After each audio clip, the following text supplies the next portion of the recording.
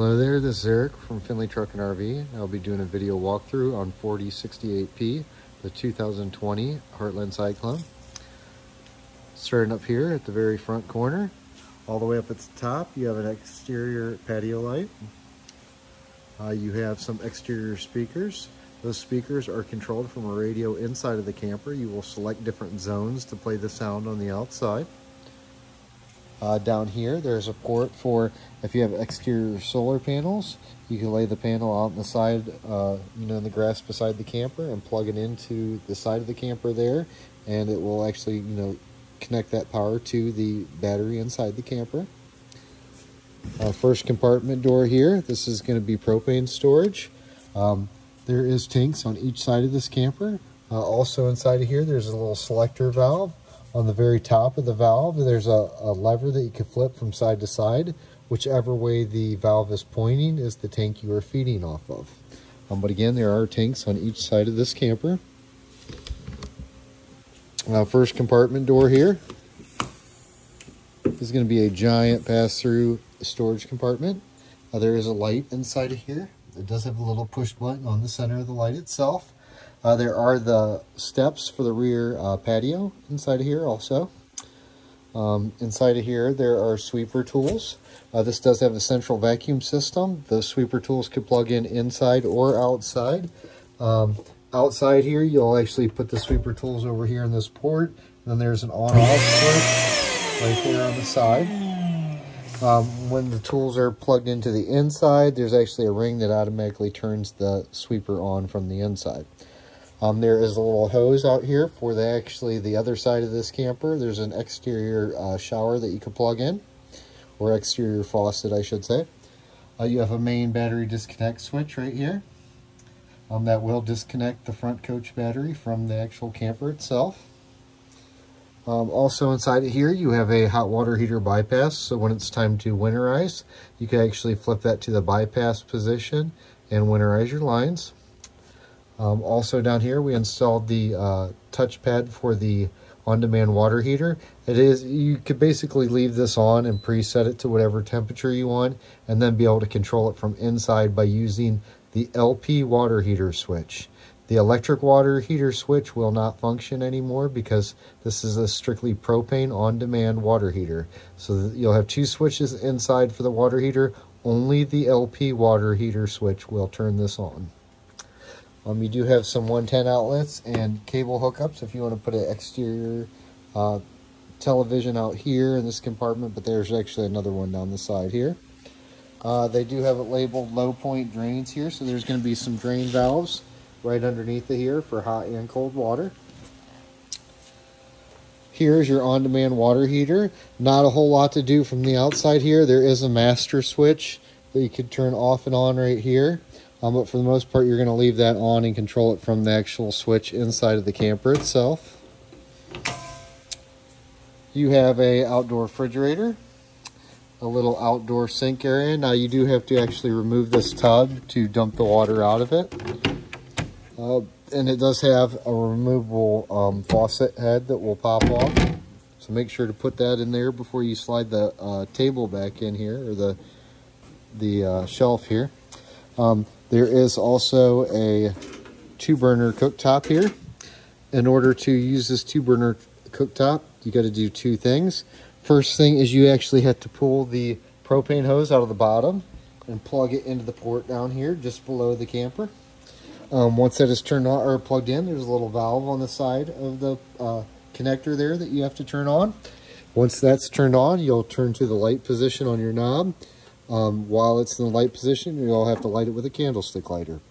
Again, when you go to close this, make sure you close your lid here, and then make sure you unhook your hose so the shelf could actually go back in for storage. You do have an outdoor television here. There's actually three or four televisions in this camper. But yes, an outdoor television. This is hooked up to an air television antenna. When you get to where you're going, you will have to do a channel search to pull in your local channels, but it will pull in all of the air television channels. You have your main entry door here, and there are tip-in style steps here. At the base of the tip-in style steps, there are adjustable legs in case you get into uneven terrain. On the entry door, you have 2 locks. One is going to be a latch lock, one is going to be a deadbolt lock. And then you do have a fold-away handle that will actually pick up here and pivot to the side for transport. Again, another porch light up here, and then you got 2 main awnings across the side here. These are power awnings. They are controlled from inside of the camper. Over here, this is going to be the furnace intake and exhaust. Anytime the furnace is running, there will be hot air blowing out of here, so you won't want to lean anything up against it that could be damaged. You do have a spray port. That hose that I showed you in the one compartment, you could plug into over here or on the opposite side at the faucet. On this side, it'll be strictly cold water. On the other side of the camper, you could pick whether you want hot or cold water. You have a little window into the rear bathroom area. Up just above the entry door back here, you have directional vents. There's going to be one in this top corner up here, and then there will be one in the bottom at the opposite corner in the back of the toy hauler area. Those are vents, so if you have something that, you know, is fumy, like, you know, a gas, you know, four-wheelers or a golf cart or anything like that, you can actually open those vents, so when you're going down the road, it vents the fumes out. Directly above the entry door, you have another patio light. Back here, you have tip-in style steps, so you actually fold the first bottom step in and then fold the rest in after that.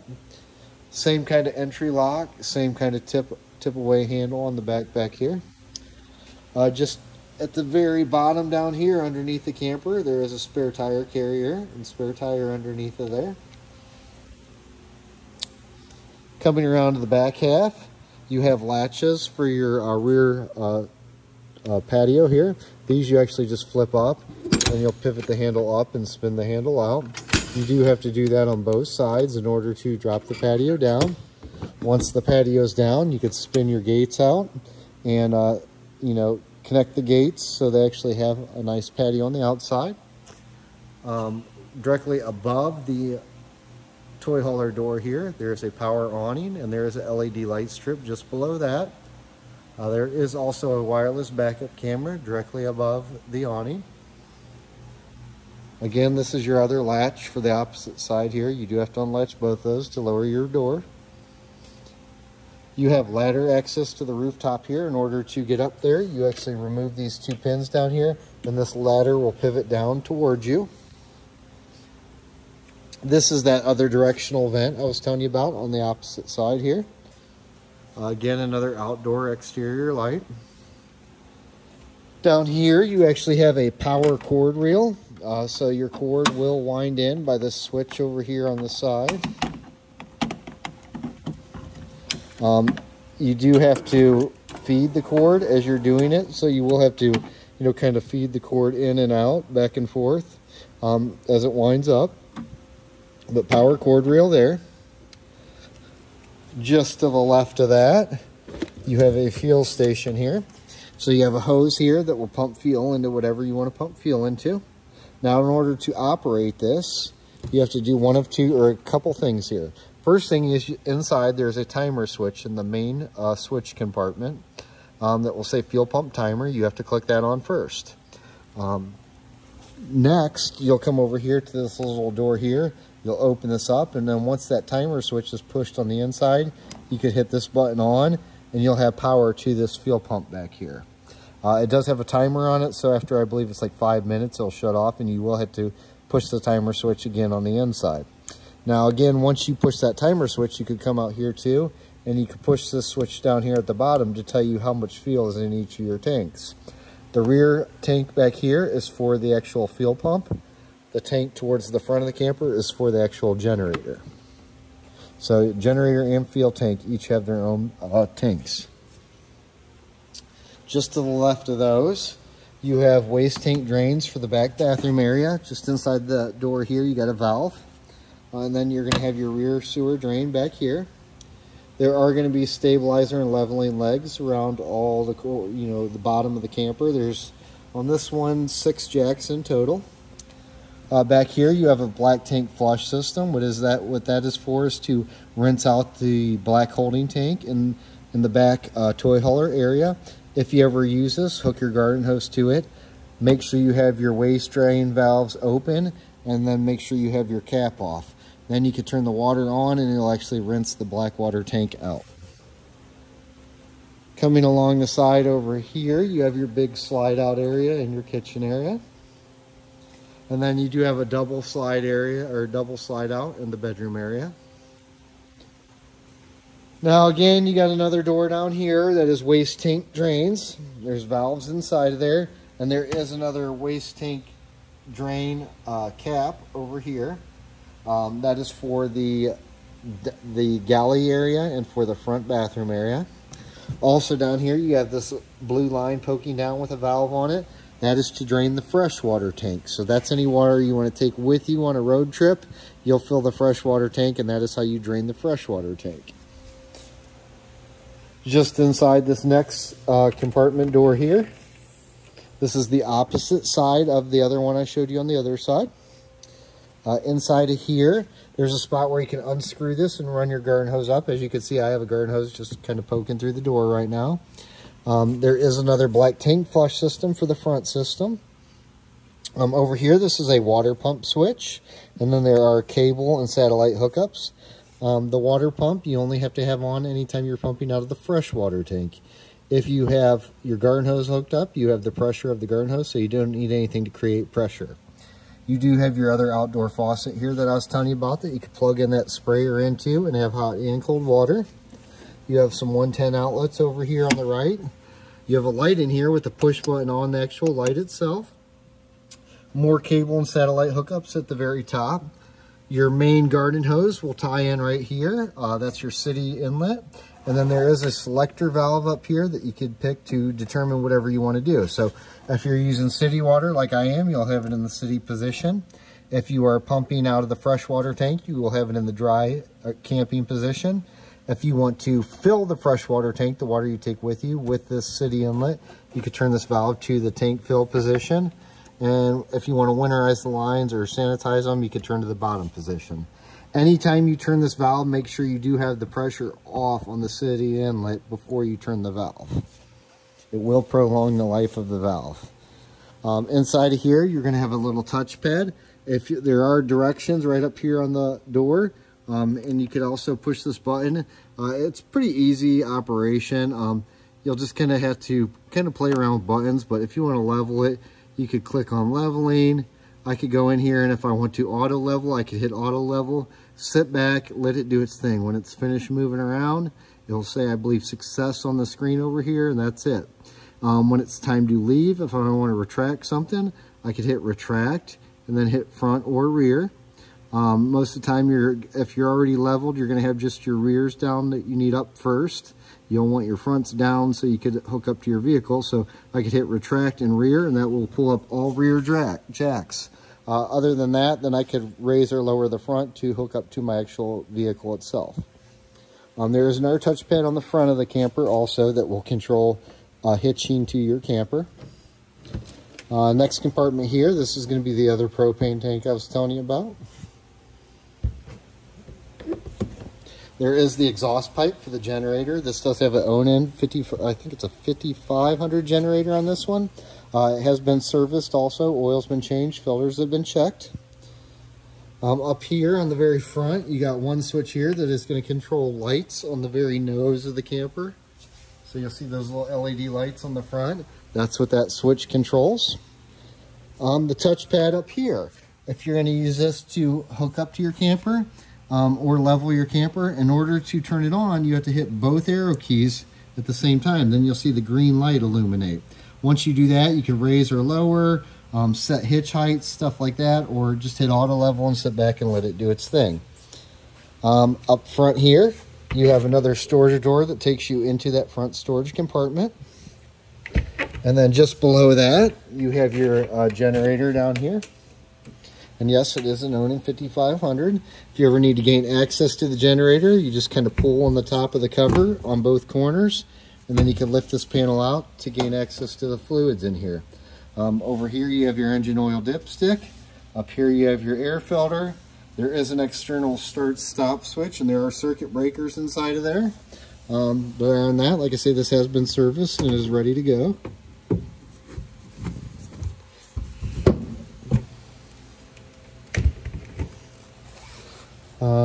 Last compartment on this camper is going to be inside of here. Let me turn. There's a light in the very top. There's a push button on it. Inside of here, there's quite a few things. This is going to be the hydraulic reservoir for the leveling system and for the front jacks. This is a sealed system, so it's nothing you really ever have to add to unless you develop some kind of leak. Down here are going to be your batteries. There are 2 brand new Group 24 deep cycle batteries in there. We always do put new batteries in our campers. Also, you have a power inverter. This camper actually has a residential refrigerator in it. So in order to keep your refrigerator running, if you're going down the road, you actually turn this little, turn this disconnect on. And then on the inside, there's a switch that will turn on the inverter from inside. I believe it is labeled inverter on the switch. If not, it might say Magnum on the switch itself. Also, there is a solar charge converter or controller inside of here. There is a small solar panel on the rooftop that will help trickle, or help replenish battery life. And trickle some voltage into it. It's not a real large solar panel, but it does produce, power. Other than that, just some miscellaneous electrical inside of here.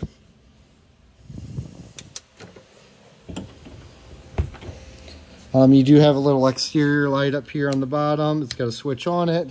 I have the breakaway cable tucked up here, but the breakaway cable for the trailer, and then I do also have the 7-pin wire tucked up in the front up here also. So there's all the wiring and breakaway cable for the camper. Other than that, that concludes my exterior video. I will pick up with an interior video. Thank you.